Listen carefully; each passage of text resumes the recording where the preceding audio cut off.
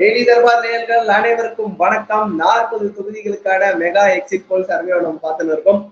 Post போல் சர்வேயை பொறுத்த வரைக்கும் பல ஊடகங்கள் திமுக கூட்டணிக்கு ஆதரவாக செய்திகளை வெளியிட்டிருக்கிறார்கள். அதாவது அவர்கள் 30க்கு மேற்பட்ட தொகுதிகளை வெல்வார்கள் அப்படின்ற கணிப்பு சொல்லியிருந்து, நம்ம இது வரைக்கும் பார்த்துட்டு வந்த தொகுதியிலும் பெரும்பாலான தொகுதியை பாத்தீங்கன்னா திமுக ஆதரவாக தான் நாமும் பொறுத்து கொண்டிருக்கோம்.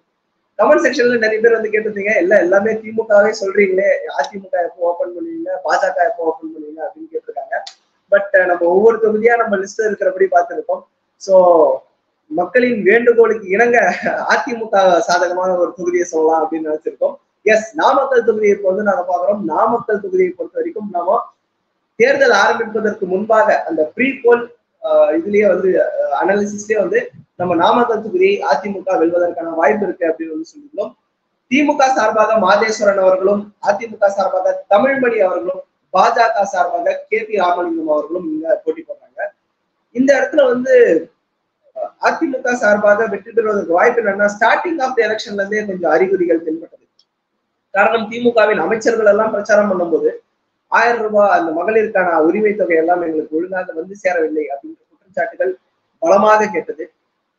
அதே சமயம் திமுக தங்களுக்கு சாதகமான ஒரு ஃபேக்டராக எதை நினைத்ததுன்னு பாத்தீங்கன்னா, பாஜக சார்பாக KP ராமலிங்கம் அவர்கள் நிறுத்தப்பட்டதால் பாஜகவுக்கும் அதிமுகவுக்கும் ஒரு சேர விழக்கூடிய அந்த மியூச்சுவலான கூட்டணி வாக்குகள் இரண்டாக பிளவுபடும் அப்படின்னு அவங்க நினைச்சாங்க. அது ஒரு சில பூத்துக்கள்ல நம்மளும் அப்சர்வ் பண்ணும். நிச்சயமாக ஒரு சில பூத்துல அதிமுகவும் திமுகவும் கூட்டணியாக இருந்திருந்தா அந்த பூத்தை மொத்தமாக அந்த கூட்டணி கேப்சர் பண்ணுறதுக்கான வாய்ப்பு இருந்தது. இப்பயும் அதிமுக பாஜக கூட்டணி அமைந்திருந்தால் ஜஸ்ட் லைக் தட் நாமக்கலை நம்ம ரைட் ஆஃப் பண்ணியிருக்கோம், அது அந்த கூட்டணிக்கு தான் போகும். பட் இவர்கள் பிரிந்த பிறகும் அதிமுக தன்னுடைய கோர் ஓட் பேங்கை தக்க வைத்துக் கொண்டிருக்கிறது அப்படின்னு தான் நம்மளால புரிஞ்சு கொள்ள முடிகிறது. திமுக இந்த இடத்துல கொஞ்சம் அசால்ட்டா விட்டுட்டாங்களோ அப்படின்னு தான் சொல்றது. காரணம், எப்படியும் நாம் ஜெயித்து விடுவோம் அப்படின்னு பல தொகுதிகள்ல திமுக இருந்த மனப்பான்மை நாமக்கல்ல கொஞ்சம் அசால்ட்டா, ரொம்ப அசால்ட்டா இருந்துட்டாங்களோன்னு சொல்லுது. அதனாலதான் அந்த செங்குத்தான வாக்குப்பிளவு இருந்தாலும் அதிமுக தன்னுடைய கோர் ஓட் பேங்கை தக்க வைத்துக் கொள்வதற்கு மட்டுமே பயன்படுத்தி அதை வைத்தே அவர்கள் வெற்றி கனியை பறிப்பதற்கு தயாராகி கொண்டிருக்கிறார்கள். சோ அதிமுக வெல்வதற்கான அக்கௌண்ட் ஓபன் பண்ணக்கூடிய பாசிபிலிட்டியா இருக்கிற ஒரு தொகுதின்னு பாத்தீங்கன்னா நாமக்கல்லாக இருக்கிறது. திமுகவும் பாஜகவும் நேரடியாக போட்டி போடும் இந்த இடத்துல செகண்ட் பிளேஸ் பாஜக வருமா திமுக வருமா அப்படின்ற கேள்வி பல இடத்துல இருக்குது. காரணம், பல இடங்கள்ல திமுக வென்றாலும் பாஜக 2ஆம் இடம் வரும் அப்படின்னு நம்ம சொல்லியிருந்தோம். இந்த இடத்துல அதிமுக வெல்லும் பட்சத்தில் 2ஆம் இடம் திமுகவா பாஜகவா அப்படின்னு எதிர்பார்க்கறாங்க. பட் இந்த இடத்துல பாஜக 3ஆவது இடம் வருவதற்கான வாய்ப்பு இருக்குது அப்படின்றதுதான் நம்மளுடைய சர்வே முடிவுகள்ல தெரியுது.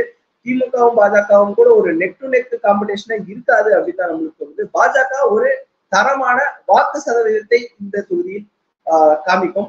அது நோட்டாவுக்கு கீழே 2%, 3% அப்படின்னு இருந்த பாஜக மாறி இரட்டை இலக்க வாக்கு சதவீதத்தை இங்கே பதிய வைப்பதற்கான வாய்ப்புகள் நிறையவே இருக்கிறது. ஆனால் அது வெற்றிக்கான வாக்கு சதவீதமாகவோ இல்லை 2ஆம் இடம் பெறுவதற்கான வாக்கு சதவீதமாகவோ இருப்பதற்கு வாய்ப்பு கிடையாது. ஆக நாமக்கல் மாவட்டத்தில் திமுக கடைசி நேர சொதப்பல்களால் முன்னாடியே நம்ம சொன்ன மாதிரி அதிமுக இங்கே வெற்றி பெறுவதற்கான வாய்ப்பு இருக்கு. தமிழ்மணி அவர்கள் அதிமுக சார்பாக நாடாளுமன்றம் செல்வதற்கான வாய்ப்புகள் பிரகாசமாக இருக்கின்றன. திமுக 2ஆம் இடமும் பாஜக 3ஆம் இடமும் பெறும் அப்படின்றதான் நாமக்கல் தொகுதியை பொறுத்த வரைக்கும் நம்மளுடைய எக்ஸிட் போல் சர்வே சொல்லுகிறது. மீண்டும் அடுத்த வீடியோவில் இன்னொரு தொகுதியோடு சந்திப்போம்.